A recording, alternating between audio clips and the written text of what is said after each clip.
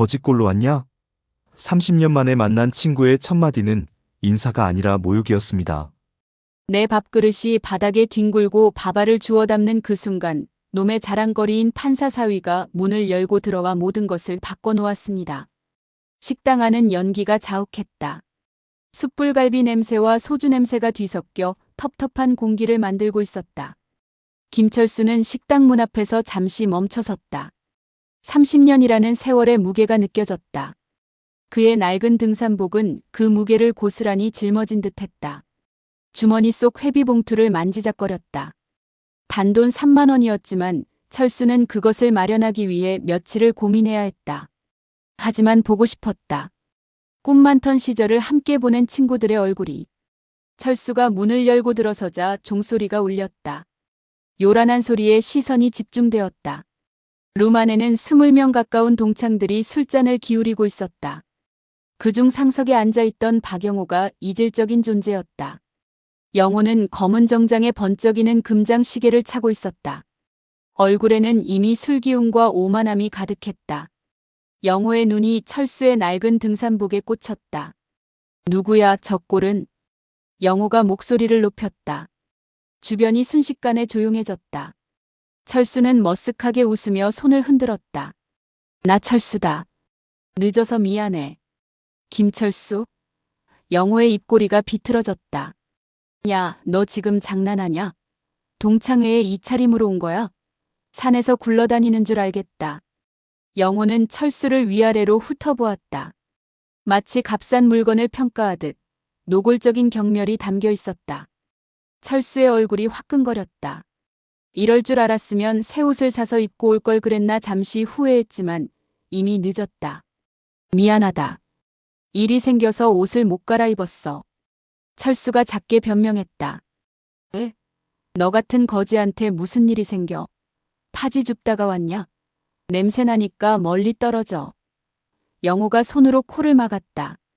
주변 친구들은 영호의 비위를 맞추듯 키득거렸다.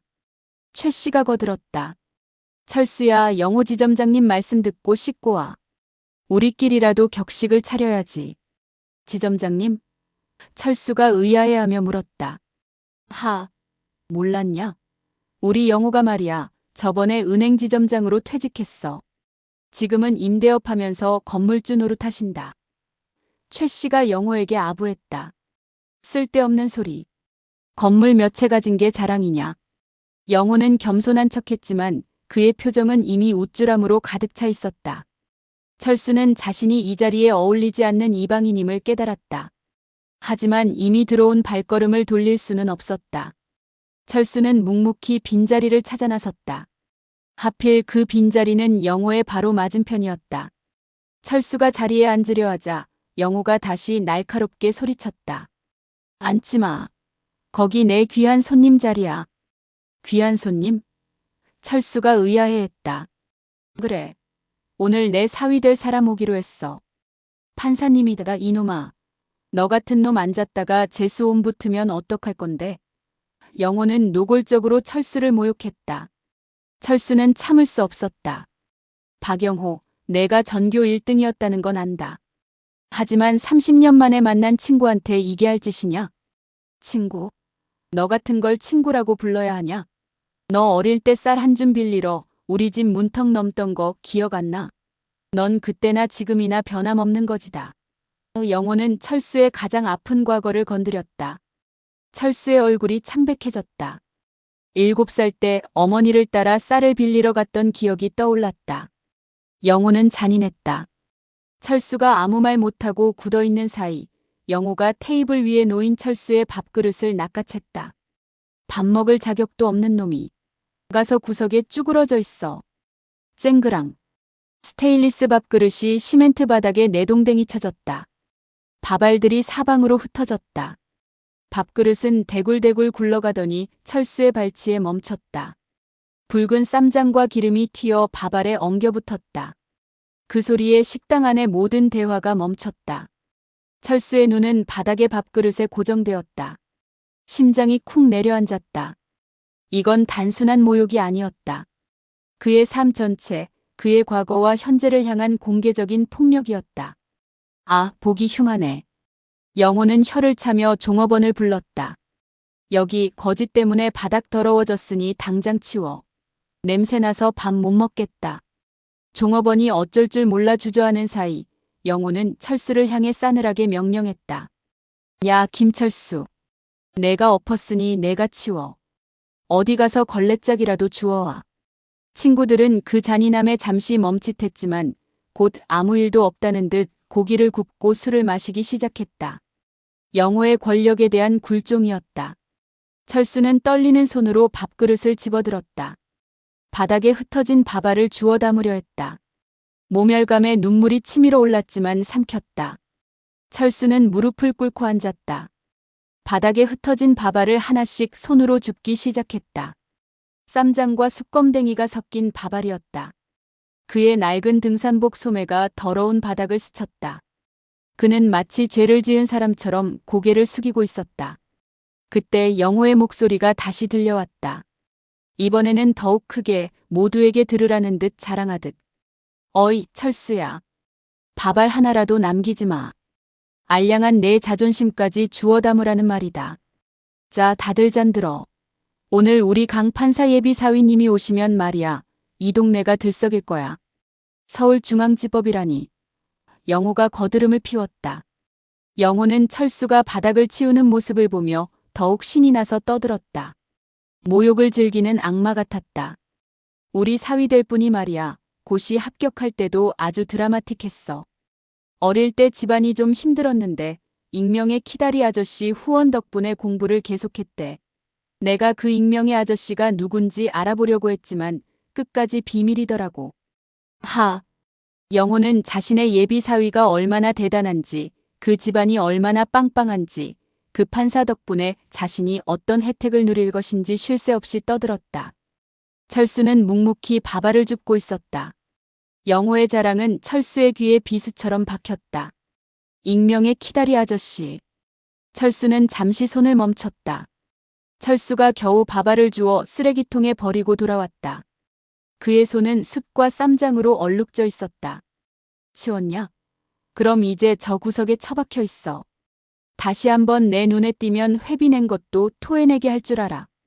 영호가 윽박질렀다. 철수는 말없이 영호의 맞은편 구석, 신발장 옆 좁은 보조의자로 향했다.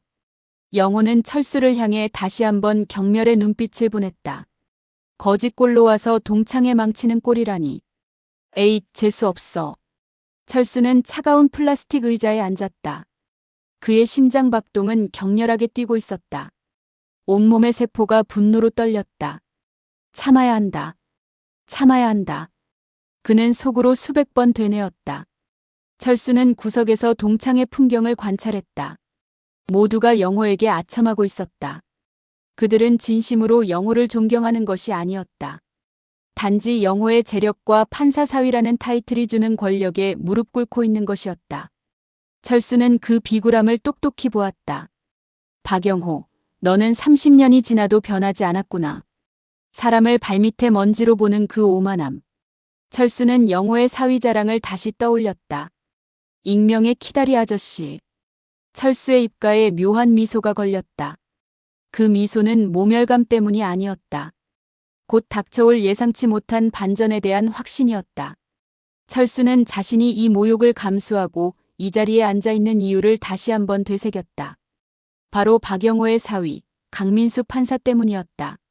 철수는 조용히 휴대폰을 꺼내 누군가에게 짧은 메시지를 보냈다.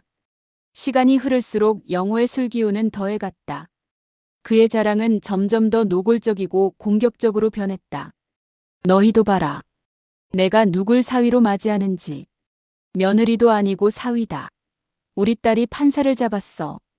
우리 사위 덕분에 내가 곧 법조계 인사들과 인맥을 쌓을 거야. 너희 혹시 급한 일 있으면 나한테 먼저 연락해. 내가 강 판사님한테 살짝 말이라도 놓아줄 테니. 친구들은 경쟁적으로 영호의 잔을 채워주었다. 역시 영호야. 대단하다. 우리 동창 중에 최고다. 칭찬이 난무했다. 철수는 차가운 시선으로 영호를 바라보았다. 영호는 지금 자신이 인생의 정점에 있다고 착각하고 있었다. 곧 그 환상이 산산이 부서질 줄도 모르고 식당 안의 시계가 오후 7시 30분을 가리키고 있었다. 약속 시간이 임박했다. 영호는 이미 술이 거나하게 취해 목소리가 커져 있었다. 어이 김철수, 아직도 안 나갔냐? 구석이 편하냐? 너도 혹시 사위한테 부탁할 일 있냐? 너 같은 거지한테 판사님이 눈이나 주실까 모르겠지만 영호가 다시 한번 철수를 들먹였다. 철수는 고개를 들었다. 차가운 미소가 얼굴에 번졌다. 아니, 부탁할 일은 없다. 그냥 내 사위 될 얼굴이나 한번 보려고. 허락한다. 어디 눈으로만 봐라. 쳐다보다 눈 감을 만큼 귀한 분이니까. 영호가 호탕하게 웃었다. 바로 그때였다. 요란하게 울리던 식당 밖이 갑자기 조용해졌다. 부르릉. 묵직한 엔진 소리가 창밖에서 들려왔다. 일반 승용차가 아니었다. 고급 세단 특유의 낮고 중후한 소리였다. 영호의 얼굴에 긴장감과 기대감이 동시에 피어났다. 왔다. 영호가 자리에서 벌떡 일어났다. 우리 강 판사님 오셨다. 영호는 넥타이를 고쳐매고 옷매무새를 다듬었다. 그의 얼굴은 벌써부터 뿌듯함으로 가득 차 있었다. 다른 동창들도 자세를 바로잡았다. 그들의 눈은 식당 문에 고정되어 있었다. 모두가 강민수 판사의 위세에 주눅 들어 있었다. 저분은 법조인이시다. 예의를 갖춰라. 영호가 친구들에게 마지막으로 으름장을 놓았다. 철수는 구석에서 천천히 일어섰다. 등산복 차림의 그는 여전히 주변 환경과 이질적이었다. 하지만 그의 눈빛만은 달랐다. 30년간 감춰온 권력의 무게를 아는 자의 고요한 눈빛이었다. 끼잉 마이너스. 식당 문이 천천히 열리기 시작했다. 강민수 판사가 문을 열고 식당 안으로 들어섰다. 젊고 단정한 모습이었다. 잘 재단된 어두운 색 정장이 그의 강직한 이미지를 돋보이게 했다. 그는 식당 내부를 천천히 둘러보았다. 영호는 입이 귀에 걸린 채 민수를 향해 달려갔다. 어이쿠 사위. 자네가 드디어 왔구먼. 바쁠 텐데 이렇게 와줘서 고맙네. 영호는 허리를 숙이며 민수의 손을 잡으려 했다. 하지만 민수는 영호를 보지 않았다. 그의 시선은 식당 구석, 신발장 옆에 초라하게 앉아있는 철수에게 고정되어 있었다. 사위, 왜 멍하니 서 있나? 여기라네. 이쪽으로 오게. 영호가 민수의 팔을 잡아 끌었다. 민수는 영호의 손을 뿌리치지 않았지만 여전히 구석에서 일어선 철수를 응시하고 있었다. 철수는 아무 말 없이 서 있었다. 그의 등산복에는 아까 영호가 던진 상추쌈의 붉은 쌈장 자국이 그대로 남아 있었다. 민수의 표정이 미묘하게 변했다. 처음에는 의아함이었다. 그리고 곧 당황과 혼란이 스쳐 지나갔다. 영호는 민수의 시선이 철수에게 머물자 기분이 상했다. 아이고, 저 꼴 보기 싫은 거지 때문에 그러나 보네. 미안하네, 사위. 저놈은 우리 동창인데 사업 망해서 저렇게 된 불쌍한 놈일세. 빨리 치우라고 했는데 아직도 저러고 있구먼. 영호는 철수를 향해 다시 한번 손가락질했다. 야, 김철수. 판사님 오셨는데 당장 안 나가. 재수없게 뭐하는 짓이야. 철수는 영호의 고함에도 꿈쩍하지 않았다. 그는 민수를 똑바로 바라보고 있었다. 민수는 영호의 말을 듣지 못하는 듯했다. 그는 천천히 철수를 향해 걸어가기 시작했다. 그의 시선은 철수의 얼굴과 낡은 등산복, 그리고 바닥에 뒹굴었던 바발의 흔적을 번갈아 훑었다. 영호는 당황했다. 사위, 어디 가는 겐가? 자네 자리는 여기라네. 상석에 앉으시게. 영호가 민수의 소매를 잡아당겼다. 잠시만요, 장인어른. 민수는 나지막이 말했다. 그의 목소리는 차분했지만 거부할 수 없는 단호함이 느껴졌다. 민수가 한 걸음 한 걸음 철수에게 다가갈수록 영호의 얼굴은 불안감으로 일그러졌다. 친구들은 숨을 죽이고 이 상황을 지켜보고 있었다. 모두가 판사님이 왜 저런 거지에게 관심을 갖는지 이해하지 못했다. 민수는 철수 앞 불과 한 걸음 거리에 섰다. 그때 그의 눈은 철수의 등산복 가슴팍에 묻은 붉은 쌈장 자국과 마주쳤다. 그리고 그의 시선은 다시 철수의 눈으로 향했다. 철수의 눈빛은 굳게 닫혀 있었다. 아이고 사위. 저놈한테는 절대 말 섞지 마시게. 영 좋지 못한 기운이 옮을 수도 있네. 우리 자리에 앉아서 이야기합시다. 영호는 거의 비명을 지르듯 민수를 잡아 끌었다. 영호는 민수를 떼어놓기 위해 철수에게 몸을 들이밀었다. 야, 김철수. 너 왜 안 나가? 판사님께 이런 꼴을 보여서 내 체면을 구기려고 작정했지. 영호가 철수의 멱살을 잡으려 했다. 바로 그때 민수가 영호의 손목을 강하게 잡았다. 민수의 힘은 생각보다 강했다. 장인어른, 이러지 마십시오. 민수의 목소리는 차분했지만 영호는 자신의 손목에 힘이 풀리는 것을 느꼈다. 영호는 화가 났다. 아니 사위. 이놈이 지금 우리 집안의 경사에 찬물을 끼얹고 있잖나. 저 꼴을 보시게. 바닥에 밥알이나 줍는 주제에. 영호는 다시 한번 민수를 잡아 끌었다. 저놈은 상종할 가치도 없으니 무시하시고 여기 자리에 앉으셔서 고기라도 좀 드시게. 민수는 영호의 말을 완전히 무시했다. 그는 영호에게서 완전히 몸을 돌려 철수와 마주 섰다.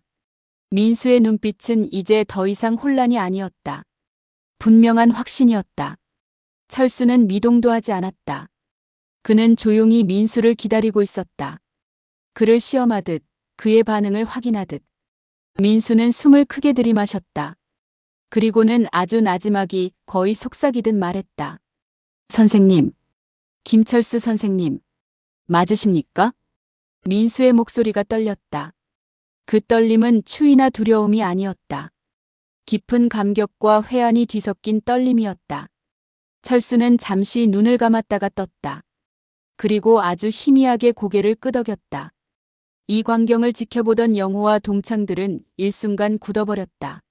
선생님, 민수가 철수에게 쓴 호칭은 존경심이 가득한 것이었다.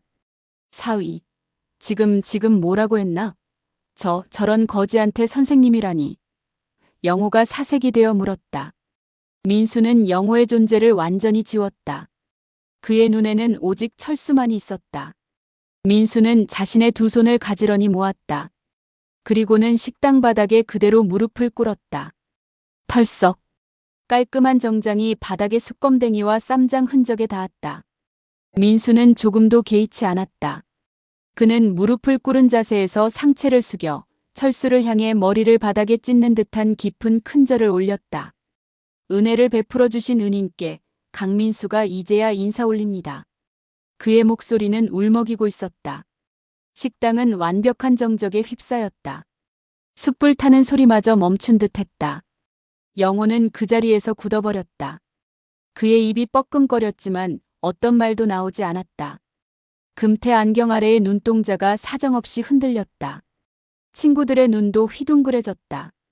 모두가 상상할 수 없었던 광경이었다. 최고 엘리트 코스를 밟은 판사가 거지 같은 등산복 차림의 동창에게 바닥에 엎드려 큰 절을 올리고 있었다. 철수는 여전히 미동도 하지 않았다. 하지만 그의 눈가에 아주 미세한 물기가 맺혔다. 강민수, 자네가 여기까지 왔구나. 철수가 나지막이 읊조렸다. 민수는 철수 앞에서 고개를 들지 못했다.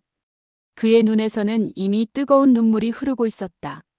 그의 감정은 순수했고 깊은 존경심에서 우러나온 것이었다. 영호의 뇌는 정지했다. 그는 상황을 이해하려고 애썼지만 머릿속은 엉망진창이었다. 판사 사위, 큰절, 거지 동창. 이 모든 단어들이 충돌하고 있었다. 사위, 자네 지금 뭐 하는 짓이야? 당장 일어나. 여기가 어디라고? 영호는 가까스로 소리를 질렀다. 그의 목소리는 이미 떨리고 있었다. 민수는 영호의 말에도 움직이지 않았다. 그는 계속해서 철수의 발치에 엎드려 있었다. 영호는 민수에게 달려가려 했다. 그때 민수가 고개를 들었다. 그의 얼굴은 눈물로 범벅되어 있었지만 눈빛은 강렬하게 빛나고 있었다. 장인어른, 이분이 제 인생의 은인이십니다. 저는 이분 덕분에 이 자리에 설 수 있었습니다. 은인. 그 단어가 식당 안의 공기를 얼어붙게 만들었다. 모두가 박영호가 아닌 김철수를 바라보기 시작했다. 민수가 눈물을 머금은 채 바닥에 무릎을 꿇었다. 그의 머리가 바닥에 닿았다. 은인이라는 단어의 무게가 식당 전체를 짓눌렀다. 숯불이 타들어가는 소리, 술잔에 남아있던 소주가 증발하는 소리만이 미세하게 들릴 뿐이었다. 박영호는 굳어버렸다. 그의 눈은 초점을 잃었고 숨 쉬는 것조차 잊은 듯했다. 그의 뇌는 이 현상을 착각으로 처리하려 했지만 눈앞의 현실은 너무나도 선명했다. 자신의 모든 것을 상징하는 듯한 최고 엘리트 판사 사위가 자신이 방금 전거지라고 조롱했던 김철수에게 절을 하고 있었다. 민수가 고개를 들었다. 그의 얼굴은 눈물과 땀으로 범벅되어 있었다. 장인어른께서 조금 전 자랑하셨던 그 익명의 키다리 아저씨가 바로 이분, 김철수 선생님이십니다. 민수는 다시 한번 그 말을 반복했다. 마치 선언처럼. 선생님은 제가 고등학교 때부터 사법고시를 합격할 때까지 단 한 번도 빠짐없이 학비와 생활비를 지원해 주셨습니다. 저는 그분이 누군지 단 한 번도 알지 못했습니다. 보낸 편지에는 항상 힘든 시절을 겪었지만 이겨낸 누군가로부터라고만 적혀 있었습니다. 민수의 목소리는 떨렸다. 제가 판사가 된 후 가장 먼저 한 일은 은인을 찾는 것이었습니다. 그리고 이 동창회 명단에서 선생님의 이름을 보았습니다. 제가 도착하기 30분 전 선생님께 메시지를 드렸습니다. 오늘 찾아뵐 분이 계신데 도착하면 연락드리겠습니다라고. 영호는 사색이 되어 민수의 말을 끊으려 했다. 거짓말 마라. 김철수는 망했어. 빚더미에 앉은 놈이야. 내가 누군가를 착각한 거야, 사위. 당장 일어나. 철수가 천천히 일어섰다. 그의 낡은 등산복 소매가 테이블 모서리를 스쳤다. 그는 한 걸음 한 걸음 상석에 앉아 굳어버린 영호를 향해 다가갔다. 그가 걷는 곳마다 영호가 던져 흩뿌려진 밥알의 흔적이 있었다. 철수는 영호의 바로 앞에 섰다. 30년 만에 철수는 영호보다 높은 위치에서 그를 내려다보았다. 영호의 얼굴은 창백했고 금태 안경 아래의 눈은 공포로 가득 차 있었다. 박영호. 철수의 목소리는 낮았지만 모든 단어에는 묵직한 돌덩이가 들어있는 듯했다. 30년 만에 들은 내 목소리는 여전히 역겹더구나. 사람을 발밑에 먼지로 취급하고 내 딸의 결혼을 미끼로 나를 조롱하는 그 오만함. 철수의 머릿속에는 7살 때 쌀을 빌리러 영호의 집 문턱을 넘던 어머니의 초라한 뒷모습이 선명하게 떠올랐다. 그리고 방금 전 그 초라했던 과거를 내가 공개적으로 짓밟았다. 너는 방금 나를 거지 취급했고 내가 자랑하는 판사 사위는 내가 거지라고 무시했던 내가 키운 아이였다. 너는 단 한 번도 나를 제대로 본 적이 없다. 철수는 자신의 낡은 등산복 소매를 들어 영호에게 보였다. 이 옷, 내가 일부러 입고 왔다. 내가 30년 전이나 지금이나 사람의 겉모습만 보고 판단하는지 확인하고 싶었다. 영호는 무릎을 꿇고 애원했다. 철수야, 제발. 친구야. 오해일세. 술에 취해서 그랬어. 내가 정말 미안하네. 철수는 그 애원을 단호하게 잘라냈다. 내가 나에게 쌀 한 줌 빌려줬을 때 나는 내가 다니던 은행의 최대 우량 고객 중 한 명이었다. 내가 지점장으로 퇴직할 때까지 나는 내 은행 금고에 수백억 원의 현금성 자산을 예치했던 VVIP 고객이었다. 친구들은 숨막히는 침묵 속에서 철수의 말을 엿들었다. VVIP. 수백억. 그들은 자신들의 연봉을 계산하며 철수의 규모를 가늠하려 했지만 상상조차 불가능했다. 철수는 천천히 몸을 돌려 식당 안을 둘러보았다. 내가 건물 몇 채를 가진 게 자랑이라고 했지? 하. 내가 새 들어있는 그 건물, 이름이 박영호 빌딩인가? 영호는 떨리는 목소리로 대답했다. 그렇네. 박영호 이름으로 임대업을 하네. 철수의 입가에 싸늘한 미소가 걸렸다. 박영호. 그 박영호 빌딩이 실제로 어느 회사의 소유인지 아나? 내가 그 회사의 임차인 자격으로 임대업을 하고 있다는 사실은 알고 있겠지. 영호는 고개를 숙였다. 그렇네. GKS 파트너스라는 회사. 그래, GKS 파트너스. 그 회사의 최대 주주이자 실소유주가 누군지 아나? 박영호. 내가 매달 꼬박꼬박 임대료를 상납하는 그 건물의 진짜 주인이 김철수, 이거지다. 영호는 충격에 질려 주저앉았다. 그의 얼굴은 절망으로 일그러졌다. 그의 모든 부와 명예가 자신이 모욕했던 그 친구의 손바닥 안에 있었다는 끔찍한 진실. 철수는 30년 전 영호에게 당했던 모멸을 그대로 되돌려줄 차례라고 생각했다. 그는 영호의 테이블 위에 놓인 밥그릇을 낚아챘다. 밥이 반쯤 담겨 있었다. 박영호, 내가 방금 나에게 밥 먹을 자격이 없다고 했지. 나는 너에게 내가 나에게 했던 대로 되돌려줄 자격이 있다. 철수는 그 밥그릇을 영호의 얼굴 앞에 바닥에 내동댕이 쳤다. 쾅! 쨍그랑하는 소리가 아닌 철판이 부딪히는 듯한 둔탁한 소리가 정적을 깨고 울렸다. 밥알이 사방으로 흩날렸다. 영호의 흰 셔츠와 바지에 쌈장과 기름때가 튀었다. 철수의 눈은 차가웠다. 내 밥이다. 엎질러진 내 밥. 내가 직접 치워라. 그리고 아까 내가 앉았던 저 신발장 옆 구석에 쭈그러져 있어.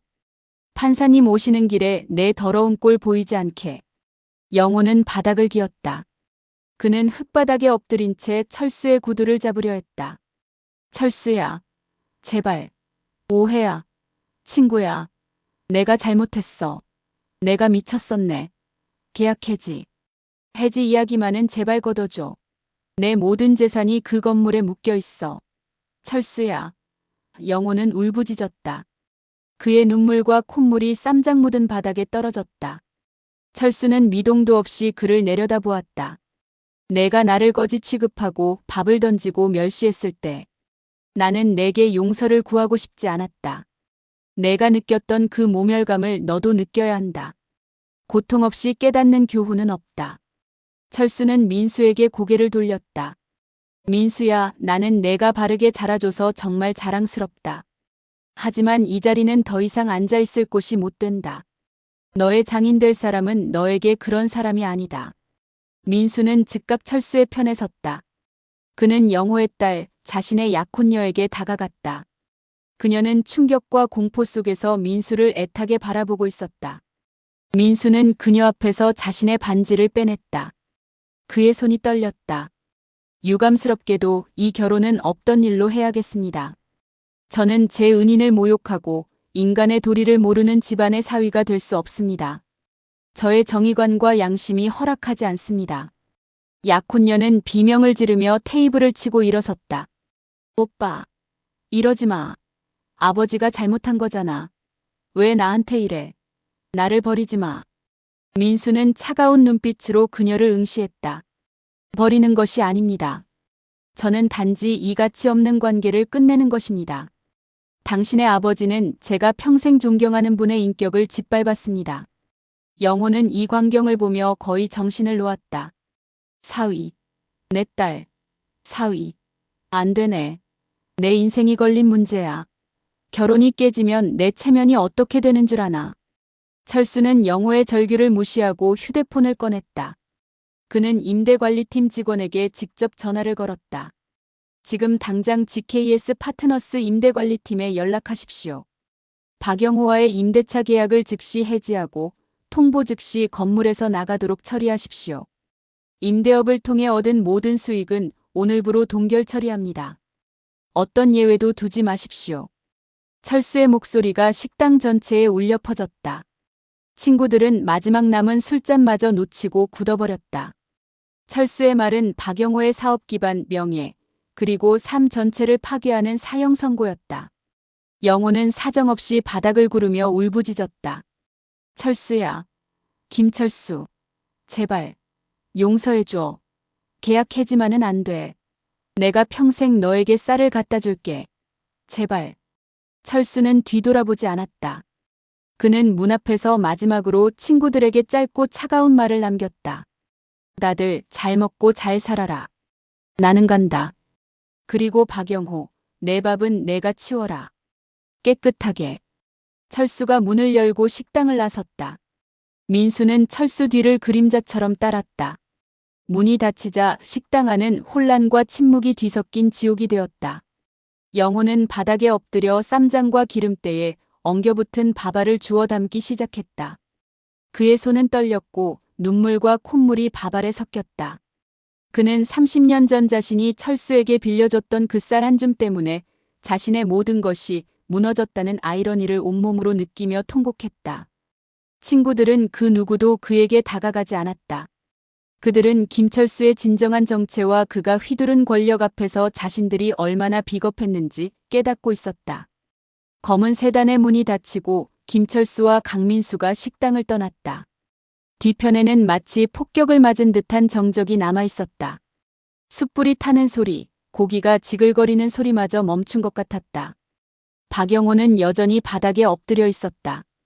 그의 손에는 쌈장과 뒤섞인 밥알 몇 개가 쥐어져 있었다. 그는 자신의 손을 펴서 그 더러운 밥알들을 바라보았다. 30년의 세월이 그 밥알에 응축된 듯 그의 눈은 초점을 잃었다. 거짓말이야. 다 거짓말이야. 영호는 쉰 목소리로 중얼거렸다. 그의 몸에서는 땀 냄새와 소주 냄새, 그리고 공포의 냄새가 뒤섞여 났다. 딸은 테이블에 엎드려 목 놓아 울었다. 그녀의 울음소리는 고통과 분노, 그리고 체념이 뒤섞여 있었다. 그녀의 손가락에는 결혼 반지가 있었어야 했다. 이제 그 반지는 사라졌다. 친구들은 숨을 죽였다. 아무도 영호를 일으켜 세우지 않았다. 그들은 영호의 비참함을 보며 공포에 질렸다. 그들의 눈은 이제 완전히 김철수 쪽으로 돌아섰다. 저 사람이 그 김철수였어. 우리가 그렇게 무시했던 김철수. 한 친구가 낮게 속삭였다.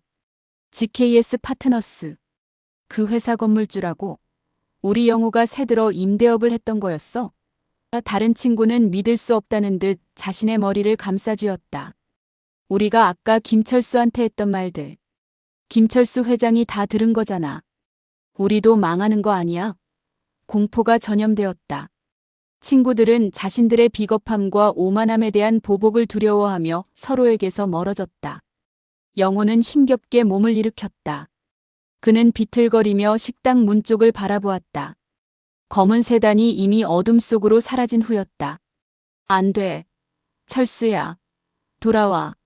영호는 마지막 힘을 짜내 비명을 질렀다. 그의 목소리는 찢어질 듯 날카로웠지만 이미 아무도 듣지 못할 절규였다. 그는 다시 바닥에 무너져 내렸다. 몸이 축 늘어졌다. 그는 바닥에 쌈장 묻은 밥알을 바라보았다. 손으로 긁어모으려 했다. 흙먼지와 뒤섞인 밥알이었다. 그의 옷은 기름때와 쌈장으로 얼룩져 있었다. 그는 이제 30년 전 자신이 경멸했던 그 거지와 똑같은 처지가 되었다. 아니, 그보다 더 비참했다.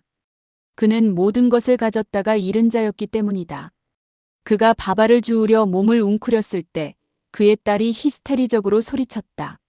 아버지, 그만해요. 더 이상 추하게 굴지 마세요. 저 사람. 강민수 씨, 저 사람 판사예요. 나에게 왜 이래요? 딸은 아버지를 원망했다. 영호는 딸을 올려다보았다. 그의 눈은 텅 비어 있었다. 그는 딸에게 아무런 말도 해줄 수 없었다. 그의 오만함이 자신의 딸의 미래마저 부숴버렸던 것이다. 검은 세단은 서울의 야경 속을 미끄러지듯 달렸다. 창밖에 화려한 네온 사인이 차 내부를 스쳐 지나갔다. 차 안에는 고요함만이 감돌았다. 민수는 운전대를 잡은 채 백미러로 철수를 바라보았다. 철수는 뒷좌석에 깊숙이 기대앉아 있었고 그의 표정은 담담했다. 복수의 쾌감이나 분노는 찾아볼 수 없었다. 단지 깊은 사색에 잠긴 듯했다. 민수가 조심스럽게 입을 열었다. 선생님, 이제야 모든 것이 이해가 됩니다. 하지만 박영호 씨에게 너무 가혹한 처사는 아니셨는지요? 계약 해지는 그의 모든 사업 기반을 무너뜨리는 것인데. 철수는 긴 침묵 끝에 대답했다. 그의 목소리는 낮았지만 단호한 권위가 실려 있었다. 강민수 판사. 나는 그에게 돈을 빼앗은 것이 아니다. 나는 그에게 존엄성을 가르친 것이다. 철수는 잠시 숨을 골랐다. 그가 나에게 쌀 한 줌 빌려줬던 것을 30년 동안 생색내고 그것을 자신의 우월함의 징표로 삼았다. 그는 내 인격을 짓밟았고 나의 밥그릇을 내던졌다. 그것은 단지 돈 문제가 아니었다. 인간이 인간에게 가할 수 있는 가장 비열한 모욕이었다. 철수는 고개를 들었다. 내가 그에게 돌려준 것은 그가 나에게 주었던 고통의 무게와 같은 것이다. 그가 겪는 고통의 깊이가 그가 나에게 주었던 모멸의 깊이와 같기를 바랄 뿐이다. 그는 모든 것을 잃어봐야 아무것도 없는 사람의 존엄성이 얼마나 소중한지 깨달을 수 있다. 민수는 운전대를 꽉 쥐었다. 선생님의 깊은 뜻을 이제야 알겠습니다. 그분에게는 그것이 유일한 교훈이 될 것입니다. 철수는 휴대폰을 들어 비서에게 전화를 걸었다. 그의 목소리는 완전히 사업가의 것으로 바뀌어 있었다. 차분하고 냉철했다. 강비서, 나야. 방금 임대관리팀에 지시한 박영호 건은 예정대로 진행해. 법적 문제가 없도록 최고의 변호사팀을 투입하고 모든 절차가 투명하게 이루어지도록 해. 철수는 잠시 멈췄다. 그리고 박영호가 임대업을 통해 얻은 모든 수익은 오늘부로 동결 처리하고 그의 자금 흐름을 철저히 조사해 탈세나 불법적인 부분이 있다면 즉시 금융당국에 보고하도록 해. 민수는 철수의 단호함에 다시 한번 압도되었다. 철수의 복수는 단순히 건물을 빼앗는 것을 넘어 영호의 사회적 생존 자체를 차단하는 것이었다. 그리고 내일 아침 한국은행 총재에게 연락해서 조용히 안부 전해. GKS 파트너스의 대규모 자선기금 조성건에 대해 논의하고 싶다고 해. 1조 원 규모의 아동교육기금이다. 언론에는 사전에 절대 흘리지 않도록 주의하고. 철수는 전화를 끊었다. 1조 원. 민수는 자신이 지금 모시고 있는 인물이 단순한 건물의 주인이 아니라 대한민국 경제를 움직이는 거대한 자본가임을 다시 한번 실감했다. 민수야. 너는 이제 내가 설립할 GKS 희망재단의 법률 고문으로 일하게 될 것이다. 내가 가진 정의감을 세상에 펼칠 기회다. 철수가 말했다. 민수는 감격과 충격이 뒤섞인 표정으로 고개를 숙였다. 선생님, 저에게 이런 영광을 주셔서 감사합니다. 평생 선생님의 은혜에 보답하며 약한 자의 편에 서는 정의로운 판사가 되겠습니다. 철수는 미소를 지었다. 그의 미소는 30년의 고통을 넘어선 진정한 성취자의 미소였다. 그래. 그것이 내가 너에게 바라는 전부다. 그리고 내가 옳은 길을 가는 것이 박영호에게 받은 나의 고통에 대한 가장 아름다운 보상이다. 차는 번화가를 벗어나 조용한 주택가로 접어들었다. 철수는 창문을 열었다. 차가운 밤 공기가 그의 얼굴을 스쳤다. 민수야. 오늘 나는 30년 전 내 밥그릇을 짓밟았던 악몽에서 벗어났다. 이제 나는 다시 과거로 돌아가지 않을 것이다. 철수가 말했다. 그의 말은 단호했고 그의 눈빛은 흔들림이 없었다. 어둠 속에서 그의 모습은 더 이상 초라한 동창이 아닌 새로운 시대를 이끌어갈 거인의 모습이었다. 그의 복수는 끝났다. 그리고 그의 새로운 삶이 시작되었다. 철수가 민수와 함께 식당을 떠난 지 2년이 흘렀다. 그날의 일은 관련된 모두에게 금기어였다. 박영호의 이름은 마치 불경한 것처럼 그의 몰락은 모두가 피해야 할 끔찍한 경고였다. 영호는 서울 외곽의 낡고 습기 찬 단칸방에서 지냈다. 창문에는 곰팡이가 피어 있었고 방 안에서는 퀴퀴한 냄새가 났다. 그는 고급 정장 대신 흙과 먼지로 뒤덮인 낡은 작업복을 입고 있었다. 그의 주요 생계는 폐지 수거와 공사장 자벽부 일이었다. 그의 모습은 2년 전 그 오만했던 은행 지점장의 모습과는 완전히 달랐다. 오후 늦게 영호는 무거운 리어카를 끌고 골목을 힘겹게 지나고 있었다. 뼈만 앙상하게 남은 그의 얼굴은 그늘져 있었다. 그의 등은 구부정했고 발은 낡은 슬리퍼를 끌며 힘없이 바닥을 긁었다. 리어카가 좁은 골목을 빠져나갈 때 그는 눈앞에 서 있는 한 여자를 발견했다. 그의 딸이었다. 딸은 2년 전 그날 이후 아버지에게 연락을 끊고 살았었다. 딸은 평범하고 검소한 옷을 입고 있었다. 하지만 그녀의 눈빛은 아버지를 향한 증오와 원망으로 가득 차 있었다. 아버지. 딸의 목소리는 차가웠다. 영호는 리어카를 멈췄다. 폐지 더미 위로 햇빛이 비쳤다. 딸. 내가 어떻게 여기에? 영호의 목소리는 갈라지고 메말라 있었다. 어머니 편찮으시다고 해서 잠깐 들렀어요. 아버지가 이렇게까지 되신 줄은 몰랐어요. 딸은 아버지의 모습을 노골적으로 훑어보았다. 냄새, 낡은 옷, 구부정한 어깨.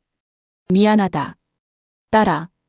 내가 그때 그날의 일만 아니었어도 영호는 눈물을 흘리려 했지만 이미 눈물마저 메말라버린 듯했다. 딸은 차가운 미소를 지었다. 아니요, 아버지. 그날의 일 때문만이 아니에요. 아버지는 그때 김철수 아저씨의 밥그릇을 내던졌어요. 하지만 그 밥그릇을 내던지기 전부터 아버지는 이미 제 인생과 어머니의 존엄성을 내던지고 있었어요. 돈과 명예에 눈이 멀어서. 나는 너에게 좋은 것을 해주고 싶어서. 영호는 변명하려 했다. 좋은 것? 판사 사위를 잡아서 권력의 사다리를 오르려고 한 것이 좋은 것인가요? 아버지는 저를 사랑한 것이 아니라 아버지의 탐욕을 채울 도구로 보았어요. 강민수 씨가 떠난 후 저는 처음으로 저를 인간으로 대해주는 남자를 만났어요. 그 사람은 평범한 회사원이에요.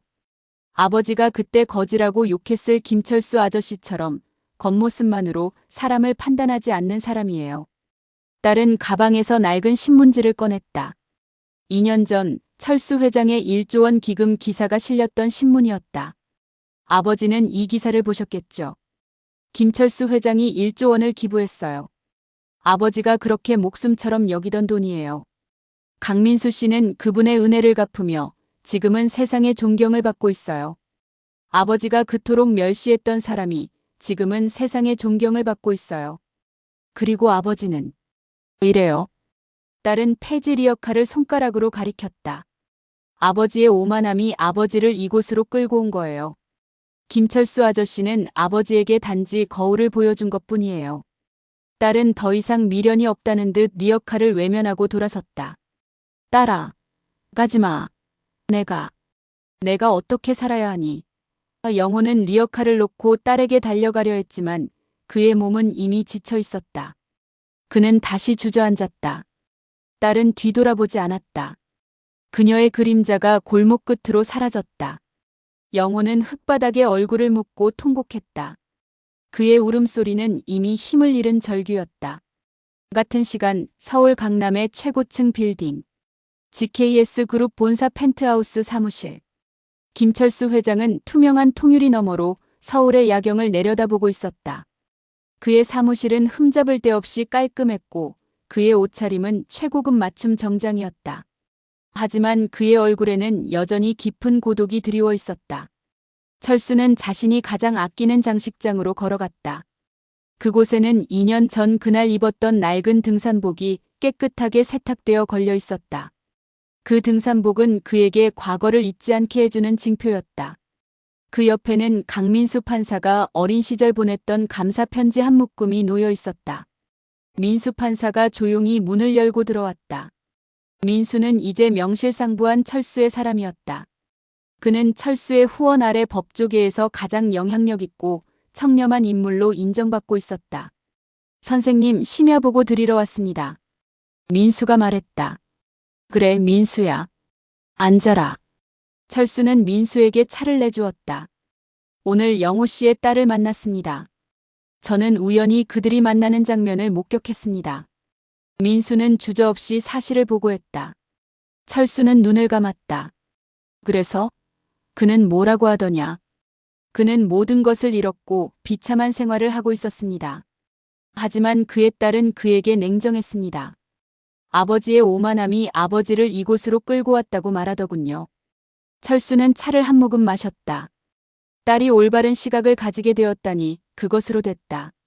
내가 그에게 보여주려 했던 교훈을 그의 딸이 이해했구나. 민수는 조심스럽게 물었다.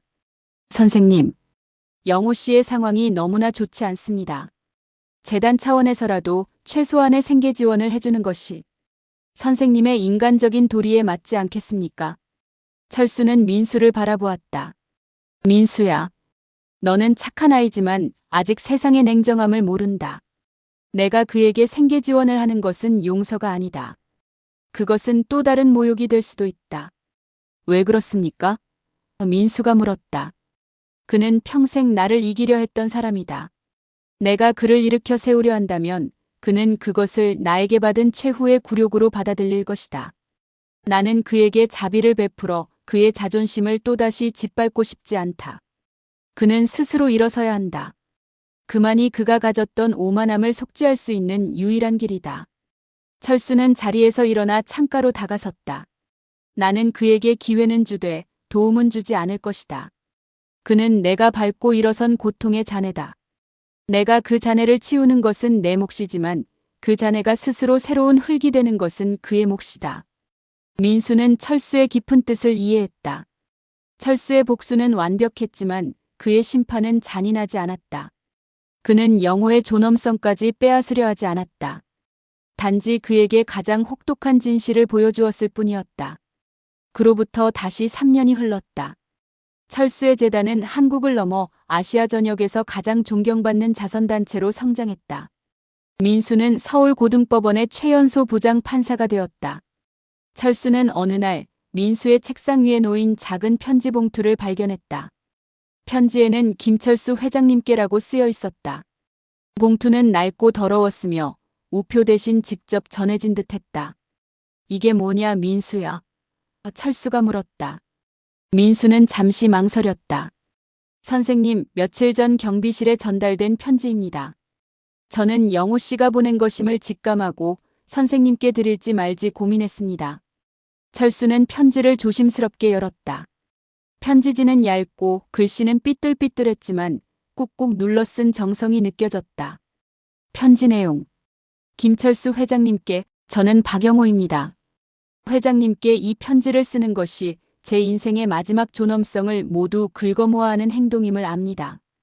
2년 전 딸이 저를 찾아왔을 때 저는 모든 것을 잃은 패인 그 자체였습니다. 딸은 저에게 회장님의 기사 1조 원 기부를 보여주었습니다. 저는 그때까지도 회장님을 증오했습니다. 왜 나에게만 이렇게 잔인하게 복수했는가를 끊임없이 되뇌었습니다. 하지만 딸이 떠난 후 저는 회장님이 밥그릇을 던졌던 그날 밤의 바닥을 다시 보았습니다. 그 바닥에 뒹굴던 밥알이 제 영혼을 갉아먹는 듯 했습니다.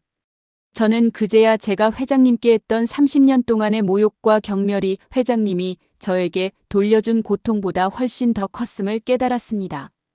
회장님은 저에게 단지 정의를 보여주셨습니다. 회장님은 저의 모든 것을 빼앗았지만 저의 마지막 존엄성까지는 빼앗지 않으셨습니다. 계약 해지만 하셨을 뿐 저를 사회적으로 매장하지는 않으셨습니다. 저에게 다시 일어설 수 있는 최소한의 기회, 즉 노동할 기회는 남겨주셨습니다. 저는 지금 낡은 창고에서 파지를 수거하는 일을 합니다. 매일 새벽 리어카를 끌 때마다 30년 전 회장님의 모습이 떠오릅니다. 그리고 그 쌀 한 줌의 무게가 느껴집니다. 오늘 저는 폐지를 줍다가 낡은 초등학교 동창회 명단을 발견했습니다. 그 명단 속 회장님의 이름 옆에 적힌 가정 형편 어려움이라는 메모를 보았습니다. 저는 그 메모를 찢어버렸습니다. 이제 회장님은 저에게 가난한 친구가 아니라 제가 평생 존경해야 할 분입니다. 회장님, 저는 회장님께 용서를 구하지 않겠습니다. 제가 지은 죄를 제가 평생 속죄하며 살겠습니다. 저는 회장님 덕분에 인간의 존엄성이 무엇인지, 그리고 돈보다 더 중요한 가치가 무엇인지 깨달았습니다. 감사합니다. 박영호 올림. 철수는 편지를 다 읽고 손을 떨었다. 그의 눈에는 2년 전 식당에서 흘리지 않았던, 복수의 순간에는 허락되지 않았던 눈물이 흐르기 시작했다. 그것은 승리의 눈물이 아니라 화해와 안도의 눈물이었다. 민수야. 철수는 떨리는 목소리로 민수를 불렀다. 네, 선생님. 그가 마침내 깨달았구나. 나는 그가 이 편지를 쓰기를 5년 동안 기다렸다. 철수는 편지를 꼭 쥐었다. 선생님. 민수가 그의 어깨를 감싸려 했지만 철수는 손짓으로 거부했다. 민수야. 이 편지를 영원히 보관해라. 이것이 내가 박영호에게서 얻은 1조 원 이상의 가치다. 그리고 조용히 박영호가 일하는 창고에 그의 폐지 수거 물량을 3배로 늘려줄 수 있는 작은 계약을 연결해줘. 익명으로 절대로 내가 했다는 것을 모르게. 그가 열심히 일할 수 있도록. 민수는 눈물을 글썽이며 고개를 숙였다. 네, 선생님. 그렇게 하겠습니다. 선생님은 진정으로 용서하신 것입니다. 며칠 후 철수는 자신의 사무실에서 창밖을 바라보고 있었다. 등산복은 여전히 장식장에 걸려 있었다. 그날의 모든 분노와 증오가 이제는 정화된 듯 그의 마음은 고요했다. 그는 가장 소중하게 보관해온 민수가 어린 시절 보냈던 감사 편지 한 묶음과 박영호가 보낸 마지막 편지를 나란히 정리했다. 두 편지는 달랐지만 모두 철수가 겪었던 고난과 그가 베풀었던 선행의 결과를 보여주는 가장 중요한 증거였다. 철수는 자신이 그토록 멸시받던 거지였을 때 그 쌀 한 줌을 잊지 않고 언젠가는 세상에 선한 영향력을 베풀겠다고 다짐했던 어린 시절의 자신과 마주했다. 그의 복수는 완벽했지만 그의 삶은 복수를 넘어 진정한 구원으로 향했다. 철수는 자신의 부와 권력을 이용해 한 사람을 짓밟았지만 그 목적은 파멸이 아닌 회개와 재생이었다. 그는 마침내 그 목적을 달성했다. 철수는 심호흡을 했다. 그의 얼굴에는 온화한 미소가 번졌다. 30년의 긴 악몽이 끝난 순간이었다. 그는 이제야 비로소 진정한 평화를 얻었다. 철수는 심호흡을 했다. 그의 얼굴에는 온화한 미소가 번졌다. 30년의 긴 악몽이 끝난 순간이었다. 그는 이제야 비로소 진정한 평화를 얻었다.